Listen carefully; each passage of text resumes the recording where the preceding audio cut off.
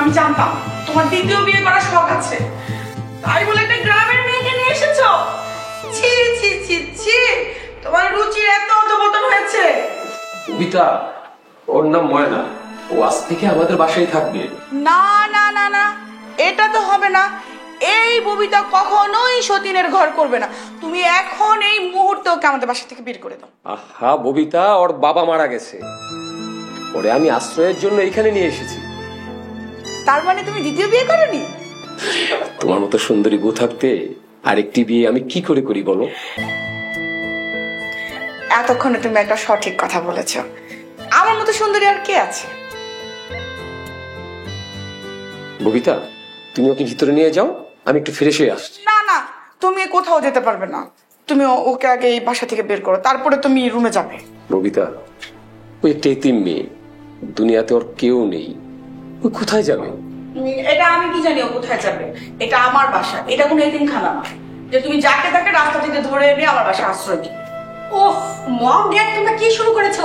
তো চেঁচামেচি কিসের? দেখ না, তোর বাবা বাসায় কাকে নিয়ে আসছে? এ বাসাটাকে এতিমখানা বানাতে চায়। গ্রাম থেকে একটা মেয়েকে ধরে এনে বলতেছে এই বাসায় আশ্রয় দিবে। ওহ মম, তাতে কি সমস্যা?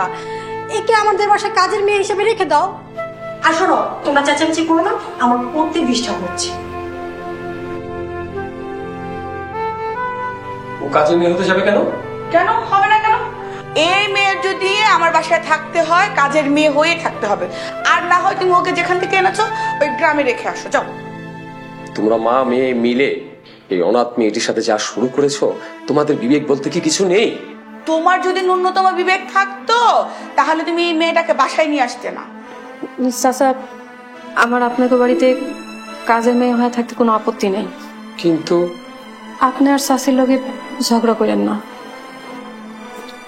তোমাদের বাড়াবাড়ি আমার আর ভালো লাগছে, যা খুশি করো।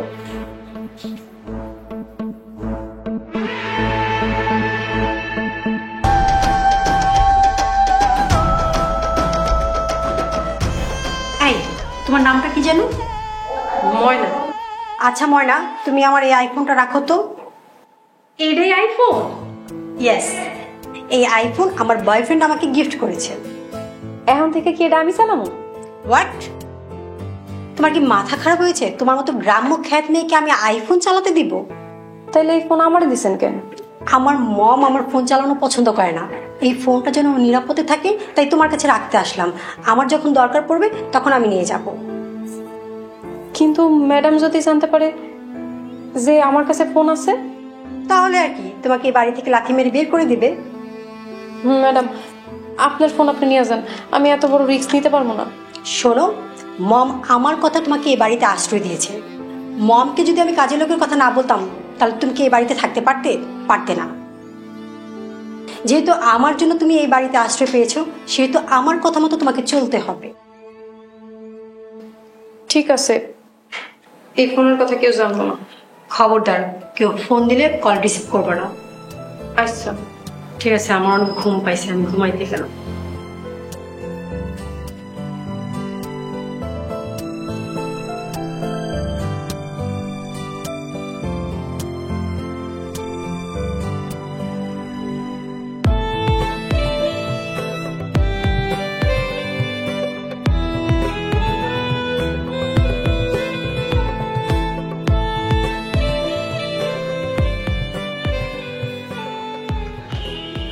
চা খেয়ে বলো কেমন হয়েছে।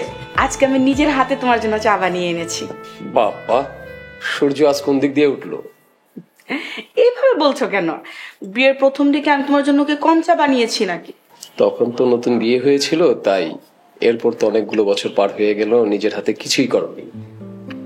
তুমি শুধু শুধু রাগ করছো। আচ্ছা যাক, এই ময়নার কি খবর? তুমি ওসব নিয়ে চিন্তা করো না, ময়নাকে আমি সবকিছু বুঝিয়ে দিয়েছি।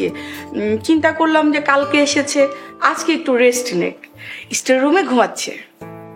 কি বলো? আমাদের বাসায় এতগুলো রুম থাকতে ময়না স্টোর রুমে ঘুমাবে কেন? ওই রুমগুলো তো হচ্ছে আমাদের গেস্টদের জন্য, আর ও তো বাড়ির কাজের মেয়ে, ও তো স্টোর রুমে ঘুমাবে। আর কোথায় ঘুমাবে? ম্যাডাম, ডাইলে লবণ দিমু, কিন্তু লবণের কোটাটা খুঁজে পাইতাছি না। ময়না, তুমি ঘুম থেকে উঠে পড়েছো? আচ্ছা চলো, আমি তোমাকে লবণের কোটা দেখিয়ে দিচ্ছি, চলো। স্যার স্যার চিনি ঠিক আছে? কেন মানা, কি হয়েছে? না মানে আজ প্রথমবার আপনাগুলোকে চা বানাইলাম তো, তাই জিগেলাম সবকিছু ঠিক আছে কিনা। চা ঠিকই হয়েছে, কিন্তু এই বাসার কিছু লোকজন ঠিক হয়নি। কথায় কথায় মিথ্যে বলার বদ অভ্যাস সৃষ্টি হয়েছে। আচ্ছা এইসব কথা এখন বাদ দাও, তুমি চা খাও। ময়না ডালে লবণ দিতে হবে। চলো তাড়াতাড়ি চলো, তাড়াতাড়ি চলো।